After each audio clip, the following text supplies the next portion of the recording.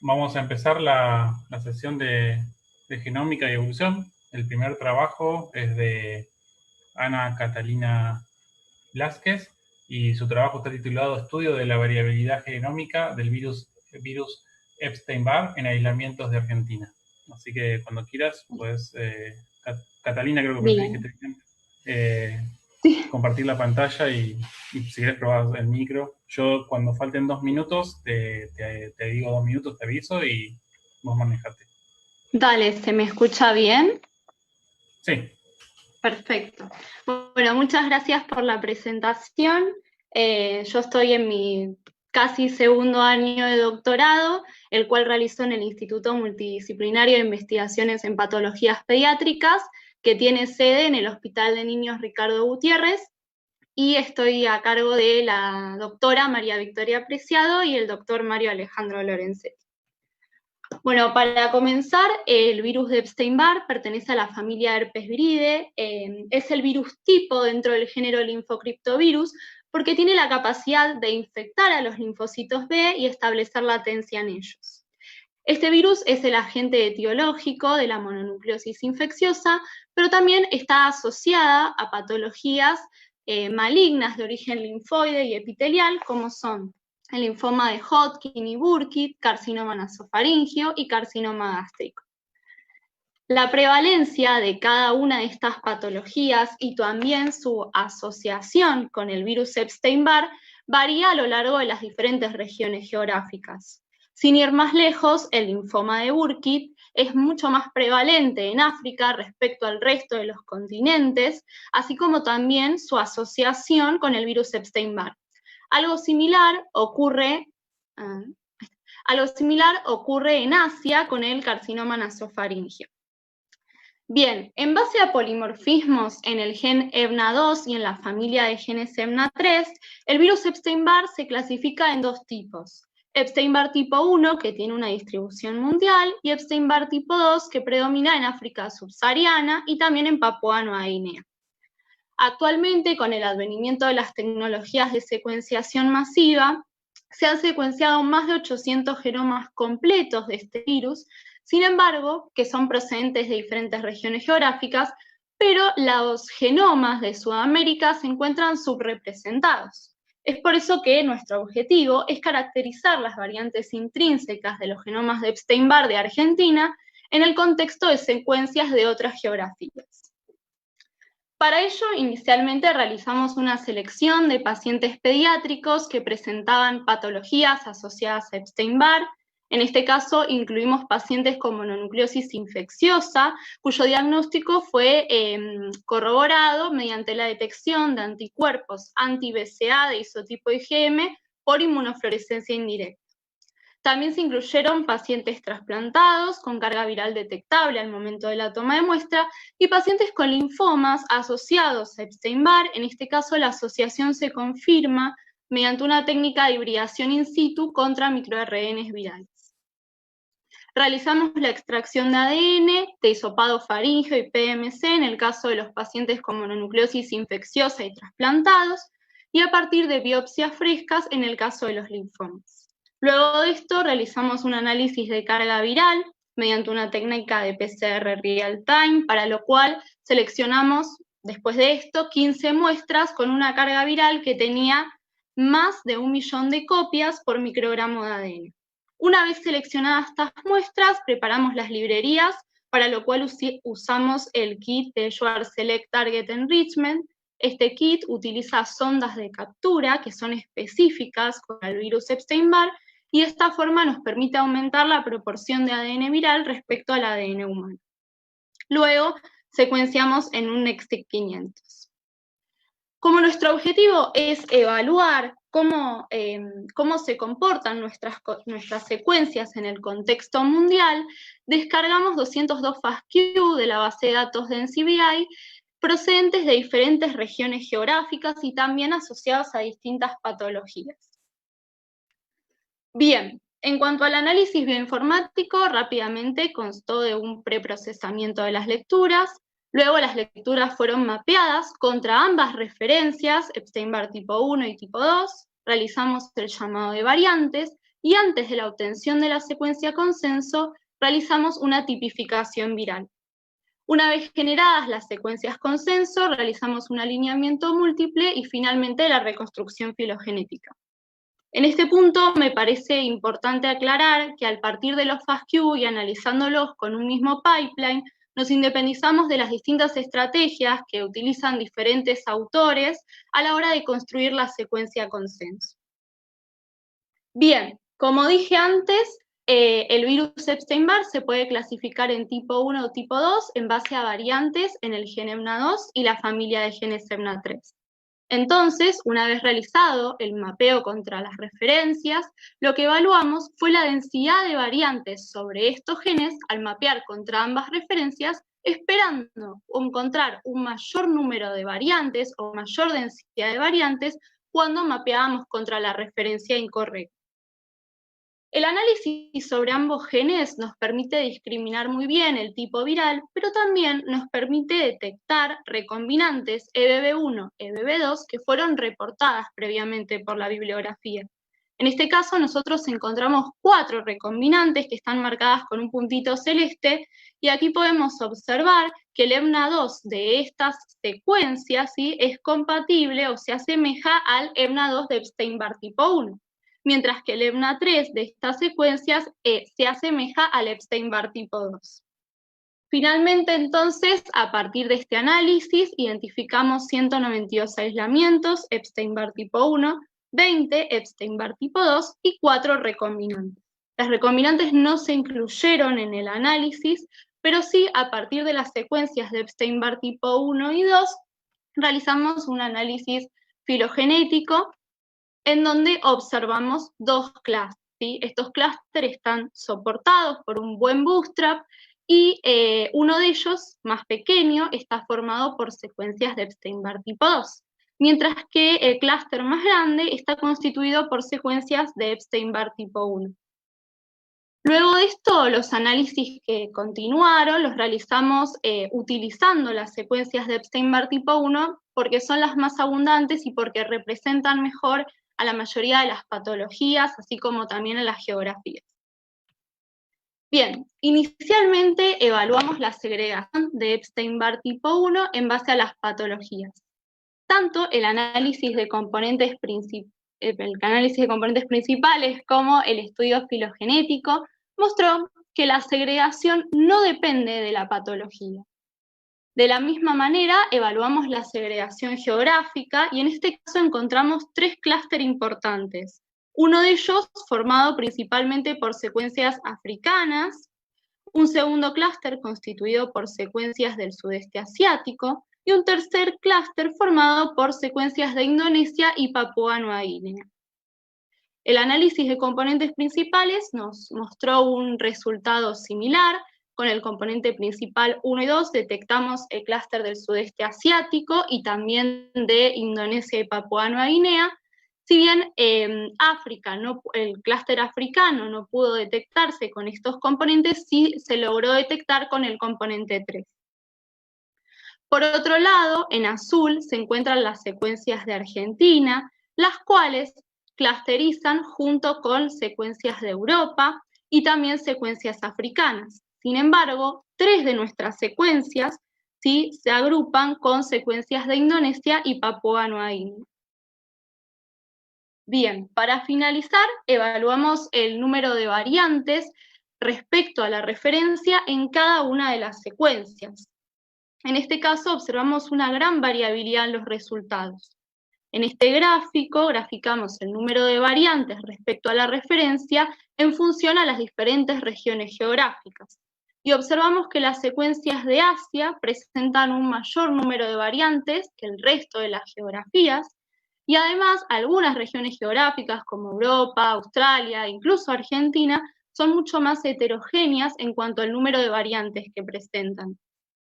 Luego de esto, estudiamos cómo se distribuyen estas variantes a lo largo del genoma. En este caso, observamos que las secuencias de Asia, nuevamente coinciden los colores, esto sería sudeste de Asia, Indonesia y Papúa Nueva Guinea, comparten un patrón similar e incluso presentan variantes en posiciones que otras regiones geográficas no tienen.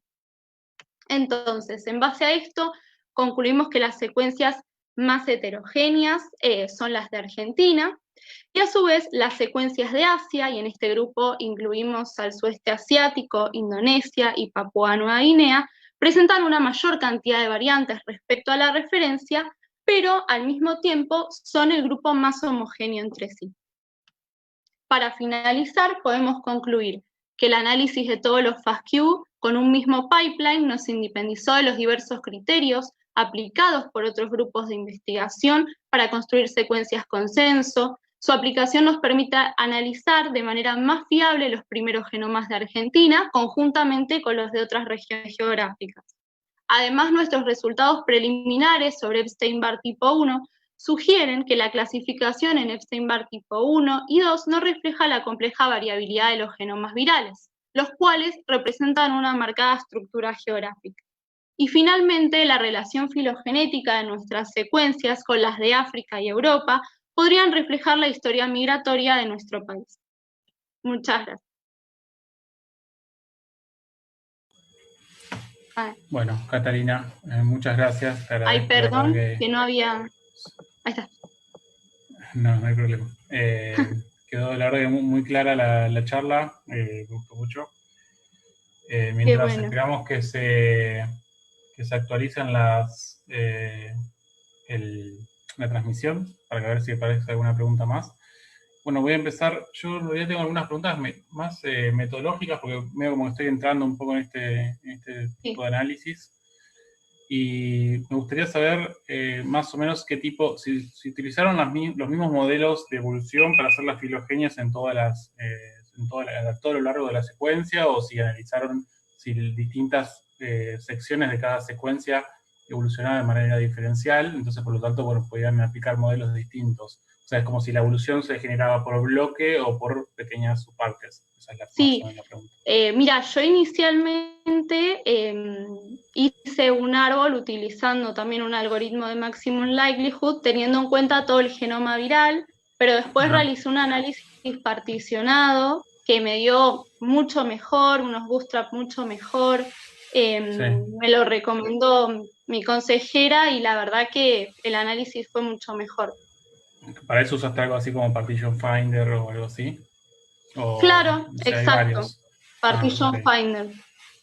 Ok, y por ejemplo, te hago una pregunta respecto a estos, por ejemplo, tus muestras que te quedan, por ejemplo, aisladas.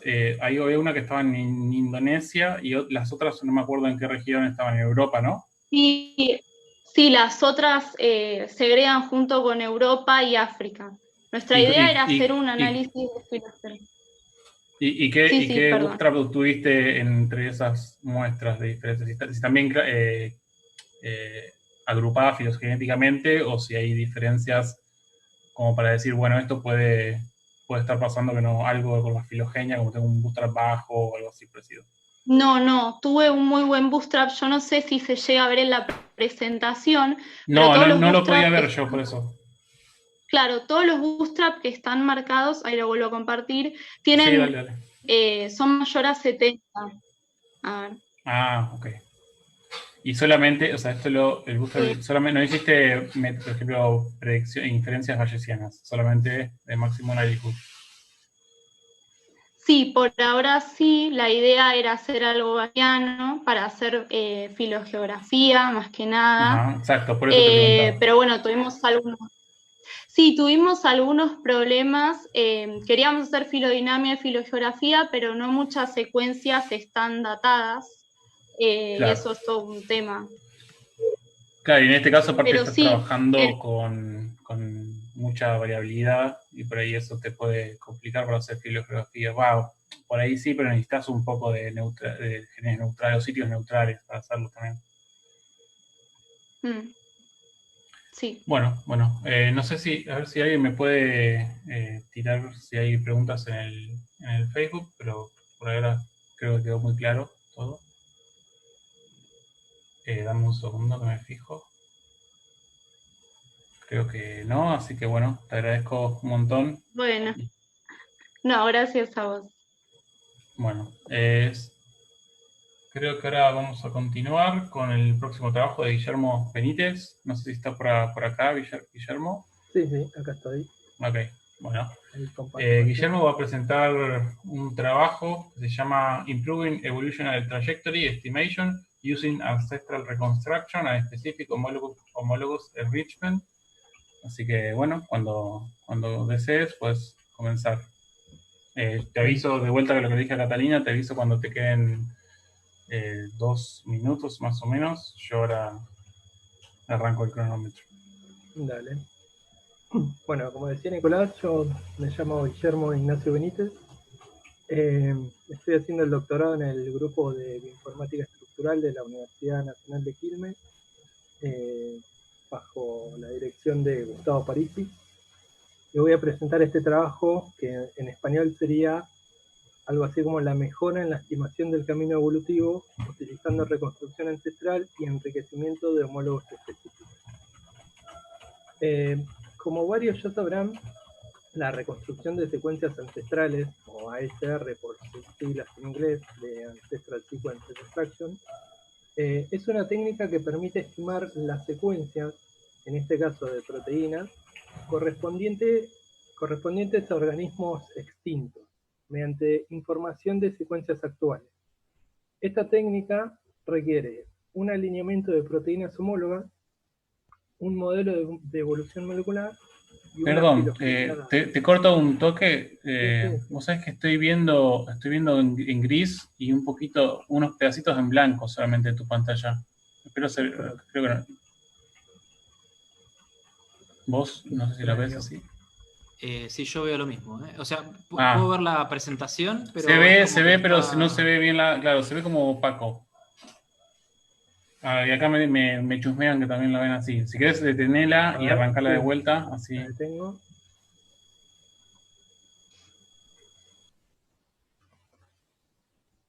Ahí se ve mejor. Sí, ahí va. Bien, gracias. No sé qué habrá pasado. Bueno, retomo. Como venía diciendo, para realizar una reconstrucción de secuencias ancestrales se requiere un alineamiento de proteínas homólogas, un modelo de evolución molecular y una filogenia dada, que a su vez también requiere un alineamiento y un modelo de evolución. Viendo este árbol filogenético, las secuencias actuales estarían representadas con las bolitas negras, que serían nodos terminales, y las ancestrales serían las bolitas verdes, los nodos internos. Sin embargo, si bien se puede estimar las secuencias de estos nodos internos, no podemos saber cómo fueron los cambios entre los nodos. La cantidad de estos cambios está determinada por el largo de rama, que es la línea que une dos nodos. De manera que a ramas más largas se corresponde un mayor número de cambios. ¿A qué me refiero cuando hablo de camino evolutivo? Supongamos que para este nodo, en una posición dada, haya una glicina. Esta fue mutando de manera que en el siguiente nodo en el árbol, en esa misma posición, hay una serina. Sin duda, entre el primer estado, entre la glicina y el último estado, serina, hubieron más cambios que no podemos ver. El camino evolutivo justamente es el orden que tuvieron esas mutaciones. El orden de estos cambios puede ser importante, ya que entra en juego la epistasis, la cual podemos definir como la restricción o permisividad de que ocurra una mutación dependiendo de qué mutaciones ocurrieron antes. Esto se puede ver fácilmente en casos donde son necesarias mutaciones que le den más estabilidad a la estructura de la proteína antes de que ocurra una mutación desestabilizante, la cual si hubiera ocurrido en una primera instancia, la proteína no sería funcional. Acá, como se ve en el ejemplo, para que ocurra cualquiera de las dos mutaciones rojas, primero debe ocurrir una mutación azul. Un tipo de epistasis interesante, llamada epistasis conformacional, se da cuando este orden en las mutaciones afecta a la dinámica de la proteína, de manera tal que hay mutaciones que pueden flexibilizar o hacer que la proteína pierda movilidad, siempre y cuando se den en un contexto de mutaciones previos dados. Por lo cual, el objetivo del trabajo actual consiste en mejorar la estimación del camino evolutivo para entender el origen y el impacto que tienen los casos de epistasis a lo largo de la evolución. Para esto tomamos como primer modelo un trabajo acerca de unos receptores de gluco y mineralocorticoides que está en la base de datos Revenant, que fue desarrollada en el grupo, debido a que poseíamos información acerca tanto del árbol como de las secuencias reconstruidas. Este es el árbol de partida que utilizamos, junto con el alineamiento correspondiente para construirlo, que no lo muestro acá, y nos centramos en la secuencia del nodo que está marcado en azul. Las ramas que aparecen colapsadas encima del árbol son secuencias que se utilizaron como output. Como primer paso, lo que hicimos fue realizar una búsqueda de familias o dominios en Interpro con la secuencia ancestral extraída de Revenant, con lo que obtuvimos alrededor de 40.000 secuencias. Luego procedimos a cortarla para obtener el correspondiente dominio de cada una, según la información obtenida de Interpro también. Paso seguido de esto, utilizamos un software llamado Pagan, el cual inserta una secuencia dada en un alineamiento ya hecho, de manera que sea coherente evolutivamente. Es decir, la inserta en el lugar que estaría si se hiciera un alineamiento nuevo, sumando esta secuencia al resto. Utilizamos este software para quedarnos solo con las secuencias que aporten información a nuestro árbol. A su vez, si se acuerdan, solo necesitábamos las secuencias correspondientes a la parte de abajo del árbol. Por lo que aplicamos un nuevo filtro para quedarnos solos con esas secuencias. Una vez obtenidas estas secuencias, eliminamos la redundancia utilizando el cdhit al 100%, y a continuación clasificamos las secuencias. Antes de la clasificación nos quedamos con 1500 secuencias. A continuación clasificamos esas 1500 secuencias de acuerdo al lugar donde se insertaban en el árbol, teniendo en cuenta entre qué nodos se insertaban, entre qué nodos terminales se insertaban. No se ve mucho el gráfico, pero se vio que la mayoría de las secuencias se insertaban entre los nodos humano y rata por la mayor cantidad de información que tenemos de esos organismos. Por lo que decidimos, para evitar esta sobrecarga de información en una parte del árbol, decidimos utilizar como máximo 20 secuencias representativas de cada uno. Una vez realizado esto, lo siguiente fue rehacer tanto el alineamiento como el árbol con todas las nuevas secuencias. Este es el árbol que resultó, el árbol de la derecha, el de la izquierda era el original, el cual no se puede apreciar demasiado bien debido a que la cantidad de secuencias que pasamos de tener 22 secuencias en los nodos terminales que nos importaban a tener 134, y es un poco difícil acomodar. El nodo en cuestión en estudios también está marcado en azul en ambos árboles. Luego estimamos las secuencias de los nodos internos con el programa PAML, que lo que hace es estimar las secuencias ancestrales mediante Maximum Likelihood. Con este programa podemos obtener la probabilidad por sitio de cada secuencia reconstruida, y lo que observamos fue que cuando comparamos la suma de las probabilidades para la secuencia en el árbol poblado, nos da entre un 2 y un 4% mejor que en el árbol original. Y más importante aún, para los caminos evolutivos estudiados, pudimos disminuir la incertidumbre promedio de las sustituciones de 19,8 a 11,2. Esto significa que entre un nodo y otro, en promedio en el árbol original, se pueden contabilizar 19,8 sustituciones, mientras que en el árbol poblado son 11,2. En este último, variando desde una mutación entre nodos, lo cual sería lo ideal, hasta 35 mutaciones entre nodos, donde prácticamente no vemos aumento en la resolución del camino. Estos resultados nos indican que este método de enriquecimiento puede incrementar la performance tanto de la reconstrucción ancestral como de la resolución del camino evolutivo. Esto a su vez nos va a permitir entender mejor el origen y el impacto que tiene la epistasis en la biología de las proteínas. Además, a futuro también estamos generando una herramienta automatizada para poder realizar más fácilmente este análisis para más familias. Y eso es todo. Muchas gracias. Bueno, Guille, la verdad que muchas gracias. Muy buen el trabajo. El grupo de Gustavo sobrecargó este congreso y la verdad que siempre con una buena calidad de los trabajos que presentan, así que los felicito. Bueno, acá hay una pregunta que me hacen justo por el chat. La comisión del RCG me pregunta ¿cómo permite este análisis conocer más sobre la función de las proteínas? Tal vez no sobre la función en sí de la proteína, pero sí cómo pudo adoptar esa función en la evolución, o cómo pudo generar, si hay una neofuncionalización, cómo se pudo generar esa nueva función.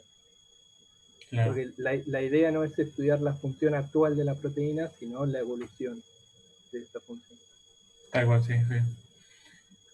Y pregunta mía ahora, ¿en qué estado está más o menos el desarrollo de toda esta metodología nueva que están haciendo? ¿Hacia dónde vas a hacerla más automatizada? Ponerla en el grupo de Gustavo se caracteriza por hacer servidores, entonces como automatizarlo directamente ahí, como bajarlo como un paquete. Todavía estamos decidiendo eso. Está bastante avanzado la automatización, pero todavía no sabemos si hacer un servidor o hacer un paquete para que la gente se baje. En breve lo Claro, pero por ahí, ¿cuál sería la limitante o lo que ayuda a definir? Porque, por ejemplo, Interpro, si bien tiene una base de datos, no sé si será muy accesible el acceso de forma automática. Sí, de hecho tiene un tutorial que es una especie de clases que tenés que hacer para poder acceder programáticamente a la base. Pero una de las limitaciones sería la cantidad de secuencias que tendría para trabajar. Imagínate que te bajás 40.000 secuencias y capaz que una computadora no soporta hacer ese análisis. Claro. Por ese lado, en ese caso sería más conveniente un servidor. Claro. Okay. Bueno, a ver, dame un segundo. Acá pregunta Diego. Ok, gracias, Ana. ¿Cuál es el tamaño promedio del ensemble de secuencias ancestrales que podrían reconstruirse a distintas profundidades del árbol? O sea, ¿cómo depende? Bueno, primero, si quieres, te pregunto las dos. ¿Cómo depende esto con las cantidades de secuencias efectivas en las ramas? Bueno, a medida que tenemos más secuencias efectivas en las ramas, lo que se tiene es una mayor información. Entonces, al reconstruir esas secuencias, tenés vos una mejor predicción. Además, al aumentar la cantidad de ramas, lo que se hace es aumentar la cantidad de nodos internos. Entonces, vos ahí es donde podemos obtener un mejor camino. Claro, porque... Sí. Y la primera pregunta me olvidé. Dice, ¿cuál es el tamaño medio del ensemble de secuencias ancestrales que podrían reconstruirse a distintas profundidades del árbol? No es algo que hayamos visto todavía, pero sí lo que te puedo decir es que a medida que aumentás la profundidad hacia la raíz, hacia el root, es más difícil obtener el camino. Es más difícil obtener nodos internos en esa zona. Sí, sí. Esto es por falta de información de secuencias actuales. Entiendo. Ok. ¿Ustedes trabajan con secuencias con alguna calidad específica de anotación o con cualquiera de eso? No sé si lo dijiste y me lo pasé. O No, simplemente descargan lo que está en Interpro. Claro, para este trabajo lo que quisimos hacer fue aumentar el volumen de secuencias, así que solo descargamos lo de Interpro. Okay. Pero sí se puede, una vez hecho todo esto, refinar el trabajo y quedarse solo con secuencias que tengan anotaciones, etc. Ok, bueno, muchísimas gracias, Ignacio. Quedó muy claro todo. Gracias a ustedes. Ahora en el último track, hicimos un cambio rápido y lo tenemos a Horacio Sosa Galeano, que va a presentar su trabajo que se llama, titulado RNA-seq Analysis Reveals Importance of Regulation of Actin Cytoskeleton in Erythroleukemia Cells. Creo que lo pronuncié más o menos bien. Así que Horacio, si estás por acá, ¿querés compartir la pantalla y arrancar? Dale, buenísimo. Yo voy a poner el cronómetro de la misma manera y cuando falten 2 minutos te aviso. Dale, buenísimo. Buenas tardes a todos.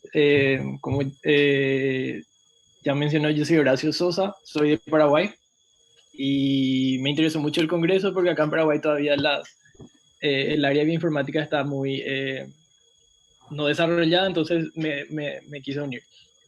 Yo soy de profesión biólogo y estoy haciendo una maestría en Ciencias de la Computación en la Universidad Nacional de Asunción. Y este es un poco mi trabajo, son resultados preliminares para mi tesis. Entonces, rápidamente les quiero comentar qué es la eritropoiesis, porque de eso básicamente se trata mi trabajo. Y la eritropoiesis es el proceso de diferenciación que tiene una célula madre. Una célula madre es la célula que tiene la potencial habilidad de convertirse en otros tipos, en cualquier tipo de células. En este caso es la célula madre en el proceso de eritropoiesis se debe convertir en un glóbulo rojo. Entonces, este es el proceso. Al convertirse en un glóbulo rojo, es la única célula del cuerpo humano que pierde el núcleo para poder transportar más oxígeno y poder llegar a sitios a través de venas, arterias y capilares. Entonces tiene esa forma. Entonces, ¿qué es la eritroleucemia? La eritroleucemia, como todo cáncer, es un tipo de cáncer que afecta obviamente a las células sanguíneas, pero se caracteriza por una parada de la diferenciación. Quiere decir que estas células, específicamente las que nosotros estudiamos, se llaman proeritroblastos, no pueden continuar el proceso de diferenciación. Quiere decir que estas se arrestan en este ciclo, entonces no se pueden producir glóbulos rojos funcionales y surgen anomalías y patologías, ya sea anemia, trombocitopenia, entre otras. Entonces, ¿cómo se trata? Rapidísimamente se expone a las células cancerígenas, a agentes inductores. Entonces, habíamos dicho que esas células no se diferencian y a través de estos agentes inductores pasan a diferenciarse y se transforman en células funcionales.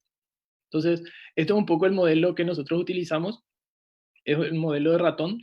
Lo que nosotros hacemos es inducir la eritroleucemia a través de un complejo vírico. El complejo vírico se integra en el genoma del ratón en un sitio que está cercano, adyacente a P1. P1 es un master gen del linaje mieloide, pero es un oncogen para todo el linaje eritroide, es decir, para todo el linaje que tiene que ver con células rojas, glóbulos rojos, perdón. Entonces, al unirse este complejo vírico, lo que hace es causa la sobreexpresión de P1 y hace que se creía que la sobreexpresión de P1 es lo que causa esa transformación cancerosa que hace que las células no puedan ir hacia las red blood cells. Entonces, así fue como se obtuvo nuestras células MEL. y este es el agente inductor del que les había comentado hace rato. Nuestras células MEL, al ser expuestas a este agente inductor, pueden retomar el proceso de diferenciación. Entonces le hace un modelo muy interesante porque se puede reprogramar la diferenciación.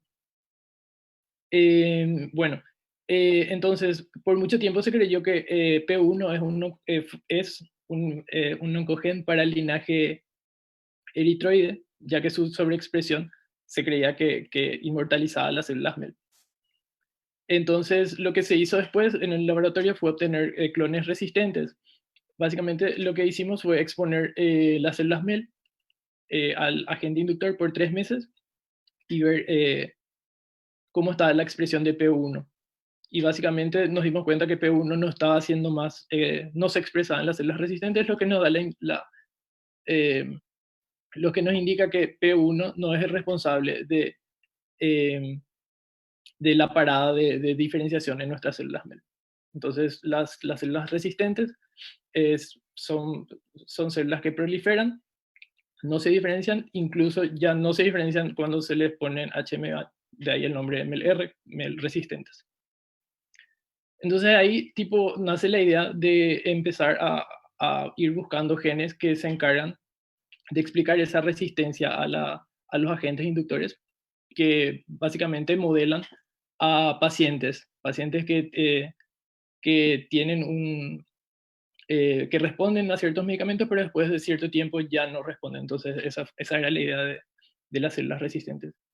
Y acá básicamente lo que hicimos fue hacer un RNA-seq en las condiciones MEL versus MEL-R, secuenciamos, y cuando obtuvimos el análisis funcional de esos genes diferencialmente expresados, nos encontramos con esto, que uno de los pathways tenía que ver con la regulación del citoesqueleto de actina. Entonces dijimos, bueno, algo debe estar pasando ahí. Nos encontramos con estos dos genes que a nosotros particularmente nos pareció muy importante, que son WAS y BTK. Ambos genes tienen que ver con el citoesqueleto de actina 1 y también son causantes de síndromes, de enfermedades en humanos. Entonces, ahí nos pareció mucho más interesante poder profundizar más de estos dos genes. Y acá les muestro súper rápido cómo está el citoesqueleto de actina. Esto es una imagen confocal, acá vemos, esto es el núcleo, en rojo vemos la actina. En las células normales, MEL, que son para nosotros, son células inducidas al cáncer, y en MEL-R las resistentes, y vemos como el citoesqueleto está como más apagado. Y básicamente lo que hicimos en este trabajo es hacer un CRISPR de estos dos genes que nosotros encontramos a través del RNA-seq pasado, donde eliminamos este gen, WAS y BTK, y obtuvimos estos mutantes. Simplemente esto es el diseño del trabajo, de los RNA signals, donde se van a cortar, los sitios donde se van a cortar, y esta es la validación, que efectivamente hubo ese corte en el genoma. Y básicamente en este trabajo obtuvimos, hicimos una extracción de RNA-seq para estas condiciones, MEL, MEL-R, BTK y WAS. Este es el flujo que usamos. Nuestro trabajo es biológico. La parte biológica seleccionamos las condiciones, extraemos el RNA, y la parte bioinformática es todo lo que conlleva la secuenciación, control de calidad, mapamiento, análisis funcional. Nosotros la secuenciación no pudimos hacer acá en Paraguay, pero hicimos en España, trabajamos con españoles.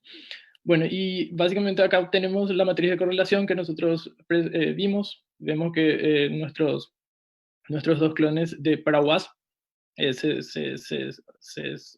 parecen bastante en cuanto a perfil de expresión. Y vemos que esto va cambiando. Estos MEL-MEL-R son bastante parecidos porque MEL-R es simplemente MEL, pero expuesto al HMA, que es el agente inductor, y estos son los mutantes que se obtuvieron a través de nuestros CRISPRs. Y esto vamos directo ya a los resultados. Tuvimos 1676 genes diferencialmente expresados. Este es nuestro punto de corte, un p-value ajustado por FR de 0.05 y un fold change mayor a o igual a 2. Y acá se ve un poco.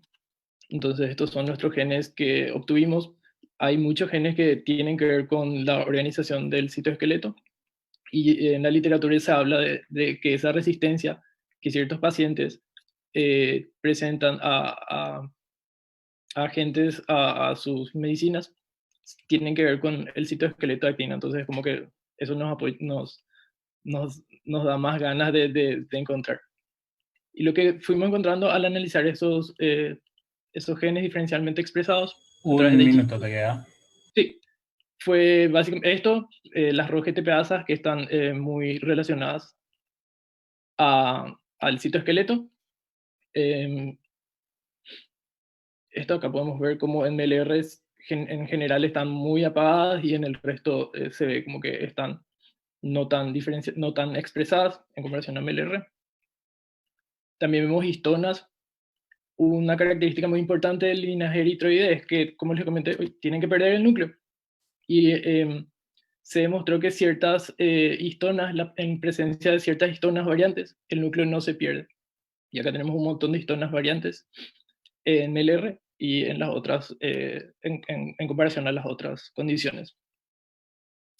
Y por último, las integrinas. Las integrinas son parte fundamental del proceso de la cascada de señalización en la que trabajan ROC, y vemos como que está totalmente apagado en la condición MLR, en las resistentes, y en las otras no.